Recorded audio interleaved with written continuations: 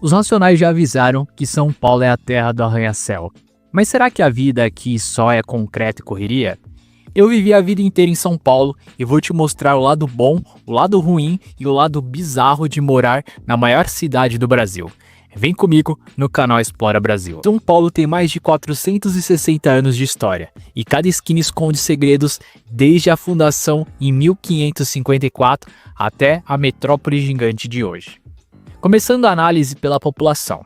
Entre 2010 e 2022, a população de São Paulo cresceu de 11 milhões e 200 mil para 11 milhões e 400 mil, um aumento de apenas 1,76%.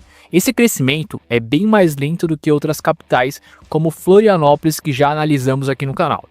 Essa quase estabilidade populacional pode ter um lado bom e um lado ruim para a qualidade de vida, e isso reflete na saúde que iremos analisar agora.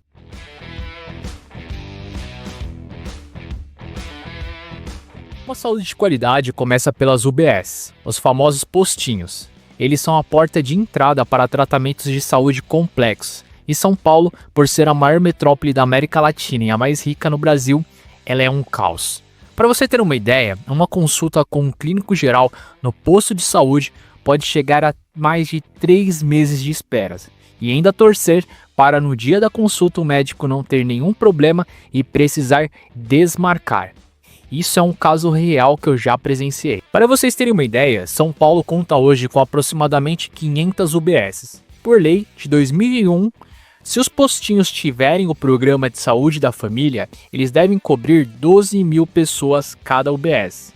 Caso não tenha, deve cobrir 18 mil habitantes. São Paulo precisa ter entre UBSs a 991 UBS para atender adequadamente a população.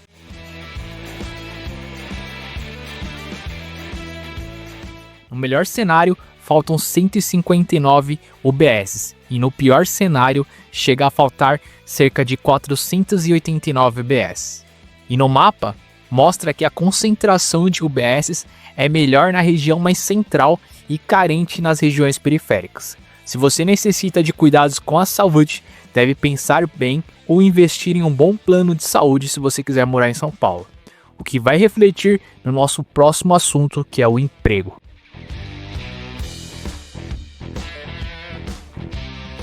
Os dados atuais do IBGE mostram que a taxa de pessoas trabalhando em São Paulo é de aproximadamente 59%, ligeiramente acima da média nacional. Ele começou a recuperação do emprego em 2021, como você pode ver no gráfico. Esses números até parecem bons, mas existem cidades bem menores que São Paulo com taxas de ocupações bem superiores, como é o caso de Florianópolis, que já falei aqui no canal, e algumas cidades de Santa Catarina, onde falo no vídeo sobre as 11 cidades mais seguras de Santa Catarina. Sem falar que muitas pessoas trabalham em São Paulo em subempregos, ou mais distante da sua casa, que logo iremos abordar quando irei falar sobre salários. Antes disso, você tem que saber como que é morar, qual que é as condições de moradia em São Paulo. No contexto de infraestrutura essencial, como moradia e saneamento, São Paulo demonstra indicadores positivos. Água encanada de 99,15% dos domicílios na cidade possuem acesso à água encanada. Coleta de esgoto, a coleta de esgoto nas residências chega a aproximadamente 95% e a coleta de lixo chega a 99,7% dos lares são atendidos por serviços de coleta de lixo. No entanto, é importante ressaltar que qualquer 1% do número de habitantes são milhares de pessoas sem esgoto coletado. São Paulo tem aluguéis caros. Quanto mais longe dos bairros centrais, mais barato fica. Porém, fica mais longe do trabalho, dos melhores salários, acesso a locais de lazer e tempo de trânsito entre o trabalho e a moradia são piores. Agora falando sobre os salários, será que vale a pena morar em São Paulo pelos salários?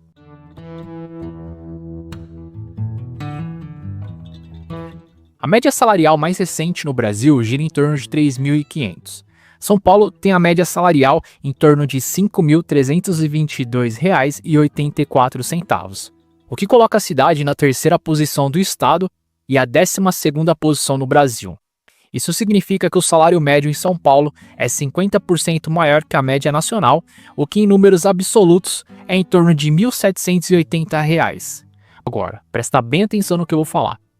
Como sempre falo, a média ela pode ser distorcida, onde algumas pessoas ganham muito e muitas pessoas ganham pouco, principalmente por ser a principal metrópole econômica do país. E olha, presta atenção também nisso aqui que nós já conversamos. As empresas, as grandes empresas e os melhores salários estão mais na região central de São Paulo. Quanto mais próximo desses locais, mais caro é o preço dos imóveis e aluguel.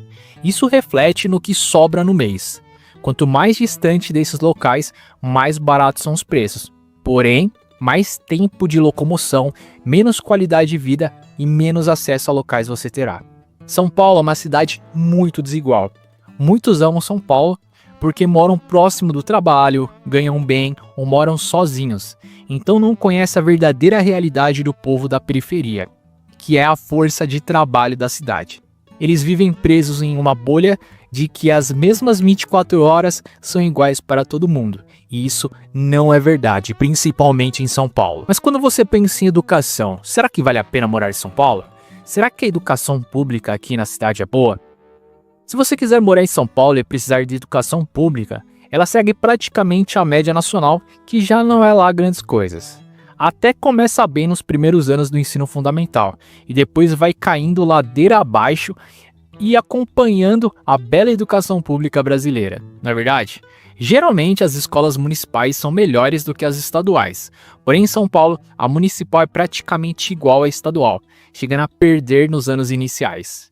Então, dependendo se você quiser uma qualidade melhor de ensino básico para os seus filhos, vai ter que escolher bem a escola pública ou investir em uma escola particular, o que vai pesar no seu orçamento no final do mês. E a segurança? Será que São Paulo é uma cidade segura? Será que vale a pena? Bom, a resposta não é tão simples. A taxa de homicídios, que é a taxa por 100 mil habitantes, que é uma maneira de você identificar se uma cidade é ou não violenta, em São Paulo é de 15,4 por 100 mil habitantes, o que está acima da média mundial, que é 6, mas bem abaixo da média nacional, que é 24, quase 25 por 100 mil habitantes. O gráfico mostra que a taxa de homicídios em São Paulo caiu bastante nos últimos anos, mas, apesar da queda nos números, a sensação de segurança pode variar muito, dependendo do bairro. Em algumas áreas, como bairros nobres e regiões com maior presença policial, a sensação de segurança é maior. Por outro lado, em bairros mais periféricos ou com histórico de violência, a sensação de insegurança está sempre presente. O horário do dia, por exemplo, também pode fazer total diferença. Durante o dia, a cidade costuma ser mais movimentada e a presença de pessoas nas ruas pode inibir a ação dos criminosos. Já à noite, com menos movimento, a sensação de insegurança tende a aumentar. E aqui pontos importantes antes de você decidir alguma coisa. Morar em São Paulo pode ser caro, e isso vai refletir no seu custo de vida, com gastos significativos em moradia, transporte, alimentação e lazer. É fundamental você fazer um planejamento. Qualidade de vida. Apesar dos desafios, São Paulo também oferece uma vida cultural rica e a diversidade, com inúmeras opções de entretenimento, restaurantes, museus e eventos. A cidade também possui parques, áreas verdes e opções de lazer ao ar livre, proporcionando contato com a natureza e momentos de relaxamento. Lembrando que quanto mais distante você tiver, mais dessas regiões mais centrais, menos acesso você terá a isso. E a minha recomendação para você, antes de você decidir se você deve ou não morar em São Paulo, se mudar, é importante avaliar suas prioridades e necessidades.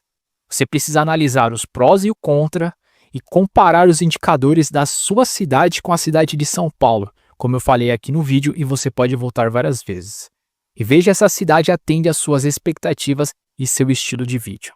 Se você quer conhecer mais sobre São Paulo, eu vou deixar uma playlist completa aqui para você conhecer mais sobre a cidade.